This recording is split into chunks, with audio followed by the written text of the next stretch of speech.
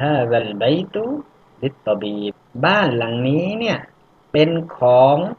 หมอใช่ไหมล่ะไม่ใช่ฮัวลิลมุดารริซีนี่ก็คือเป็นมุบตะดะแล้วก็ลิลมุดารริซีลีตรงนี้แปลว่าเป็นของนะในการเขียนเนี่ยนะครับก็จะตัดฮัมซะตุนวัสลไปนะครับอีบวกกับอัลมุดาร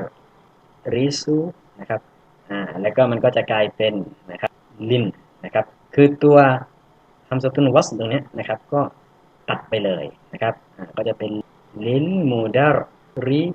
ซีใส่กัสเราะห์เพราะว่ามันเป็นอิสมมัจรูรนะครับมันอยู่หลังจากฮัรฟุญัรลีเนี่ยเป็นฮัรฟุญัรที่แปลว่าสำหรับหรือว่าเป็นของนะครับแล้วก็ในการเขียนเนี่ยก็จะตัดฮัมซะตุนวัสไปแล้วก็เขียนติดมาแบบนี้เลยนะครับนี่ใช่ไหมครับฮัว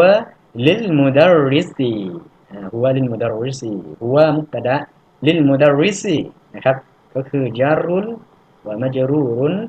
ชิบฮุนจุมละฟะดรหนังสือภาษาอาหรับมาดีนะมีคลิปสอนฟรีตลอดทั้งเล่ม